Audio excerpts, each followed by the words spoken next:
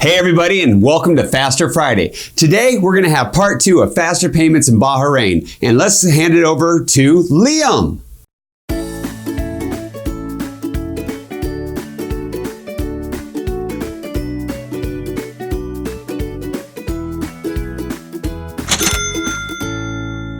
How fast are payments posted? Well, it's interesting that you ask how fast are payments posted, because when we did our research, we found that there's how fast payments are posted, but then there's also settlement. And for financial institutions, that's key. See, as somebody who's getting money, you want to get your money fast. And that's what posting shows. It shows availability of funds. But as a financial institution, we want settlement to take place, because settlement means that the money's definitely there, okay? Well, the speed of posting to accounts is actually within seconds. It takes about 30 seconds to show up in your account. But settlement between the financial institutions, that's actually done twice a day. And it's deferred net settlement, and it's done in a batch system, but it is done 24/7. So there is the twice a day, and it is done, through there, at least in the operations are up and available. But that's really for the movement of the payment, not so much the settlement, because the settlement will be the two different times. But 24/7, you can actually move the payment. How do they access the service? Okay, Liam, they're able to access the service in a lot of different ways. One of the ways they're able to access the service is they can go in through an app on a phone, which is pretty cool. Mobile banking apps are pretty common nowadays. So that's a way for us to be able to use it. The service is also available through branches that we've talked about in other videos, and through what they call financial malls too, which would be it's kind of like a branch, or it could be a kiosk that they're able to go to. But it's a physical place where they're able to have a lot of their financial services available to them. And all of these options allow them to be able to do the corporate or consumer payments. What type of payment can they do? They've got a lot of different types of payments that they can do. Like many countries that we've studied, they do the P2P, which is the most common.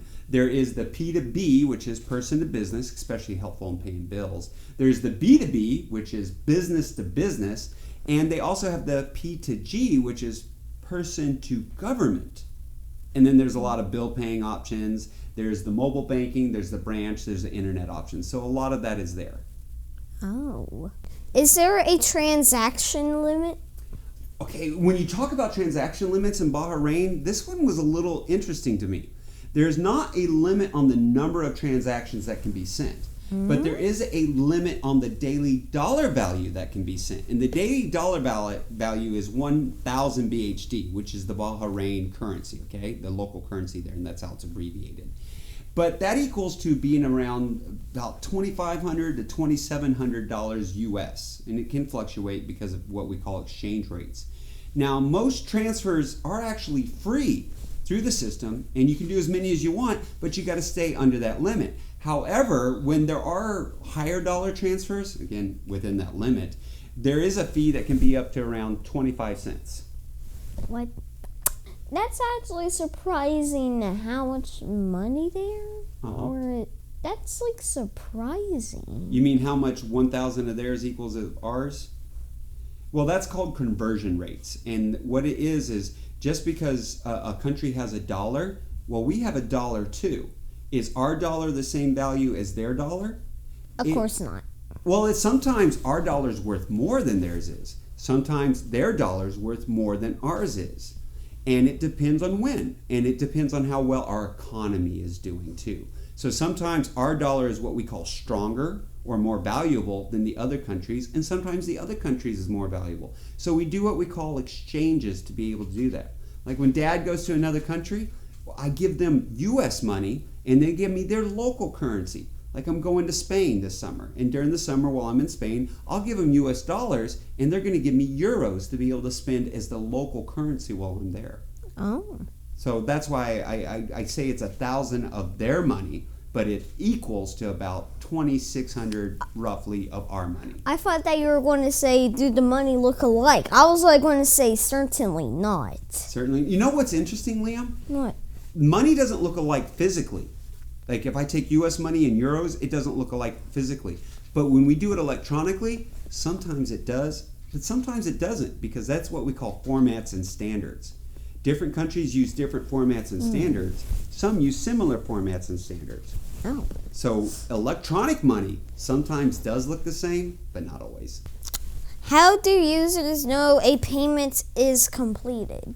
Okay, users using this system know a payment is completed because they get what we call an SMS message. You know it as a text message. So if I send you money, then I'm going to get a text message that, hey, the money's been sent to Liam. You're going to get a text message saying, Liam, Dad sent you money. It's available. Isn't that cool? Why did Bahrain get faster payments?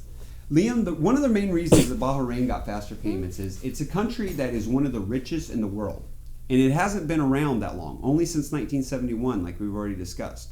But they've been so heavily reliant on cash, and because they're one of the richest, there's a lot of cash that's there. So they realize that going to a faster electronic system helps reduce how much they rely on the cash that currently really dominates their market and is dominating their economy. So it gives them a way to be able to reduce the amount of cash that's, like, say, on the streets or that people are able to handle. One of the reasons that we see faster payments growing so strongly in many countries is because it eliminates a lot of the risk or issues that we can have with cash. Now I have a good question. Yes. So what was that garden again where Adam and Eve were at? Bahrain, in his Garden of Eden. They believe it was in there. I'm not saying that's where it is. I'm just saying that that's where they believe it is. This Garden of Eden may have been in Bahrain. Well, if Bahrain was only around for only 46 years, how can that be possible? It's the land that it was on. Bahrain's only been established as a country for 48 years now. But I have another question. Okay. Then how did it become those riches? Because there's so much money there in that general area. There's a lot of money there because there's a lot of oil. So we see where a lot of the oil-rich countries in the Middle East, that's where a lot of it's being centralized in Bahrain, because remember I said it's like the Vegas of that area? Mm-hmm. Well, Vegas in the United States is an area that is known where a lot of money gets spent for the building up of the casinos and the building up of the tourism. Well, Bahrain is one of those areas where the very wealthy are able to go to be able to get away from their own countries and have a vacation period. Thank you guys so much for watching the video.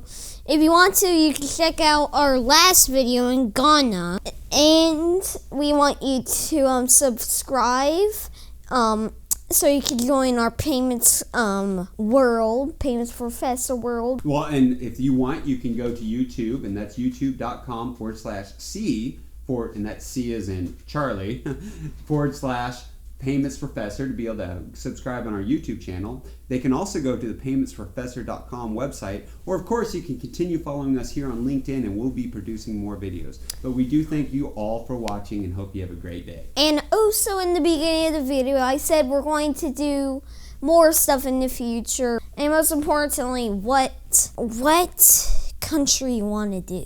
What country would you like to see us do? If you put that in the comments below, we can make that happen. Thank you, and have a great day.